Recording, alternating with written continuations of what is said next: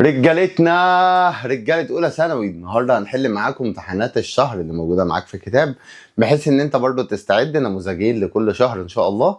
فإحنا هتلاقي معانا هنا الحل، فنتوكل على الله. يلا بينا. بص يا صاحبي، بيقول لك كان المصريين القدماء يعبدونه لدرجة إنهم أطلقوا عليه نيل. بص الاسم يا أخي، طب ما ده نهر النيل يا أخي. يعني بس ممكن نحط هنا واو سين كده، بس المهم قال لك اخترع وقنوات ومش عارف ايه. ها مش مشكله. السؤال الثاني، التدمير تدمير بس خد بالك وجب مقاومته. ما برضه لازم ما تبلعش الطعم. يبقى في تدمير بقى انت كده بتتكلم عن صراع وفساد، ولكن هو هنا بيتكلم عن ان احنا هنقاوم المشاكل دي، يبقى ده التزام وحمايه. السؤال الثالث، أكدت الدراسات على أن سكان المناطق الصناعية يتعرضون بصفة مستمرة إلى الدخان وثاني أكسيد الكربون، مما يسبب لهم أمراض الرئة والصدر. أمراض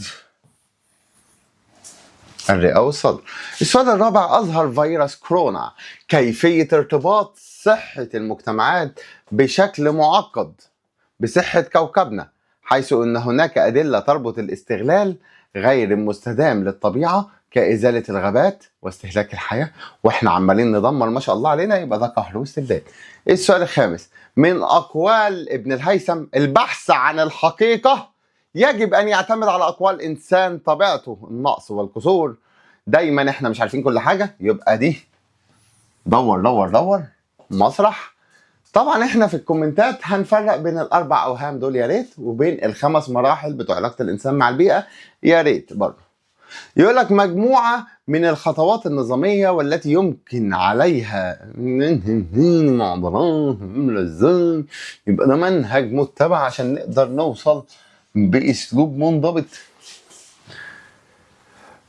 بعد جمع الباحث لاكبر عدد من الامثله الخاصه بالظاهره، بيبدا في جدولتها يبقى ترتيب بيانات.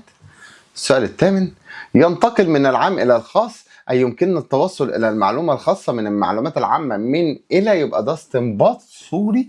وتحت في الكومنتات برضه هتفرق لي بين الاستنباط والاستقراء. نخش على الاختبار الثاني.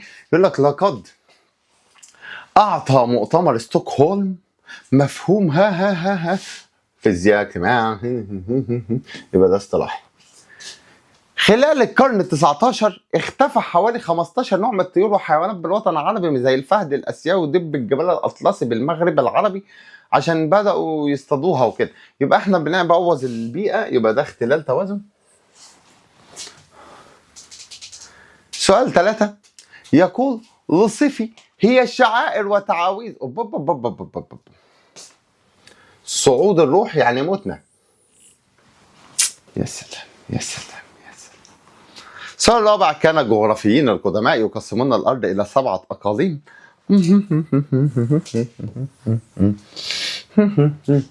تحت في الكومنتات فرق لي بين علي بن رضوان وابن خلدون، وفي الكشكول فرق بين هانز يوناس والدر ليوبولد. السؤال الخامس، قيام الباحث بالمقارنة بين الظواهر المختلفة ليجمع الحالات التي توجد فيها الظاهرة والحالات التي تختص فيها الظاهرة. يبقى احنا هنا بنتكلم ان توجد وموجود ومفيش، اثبات وغياب.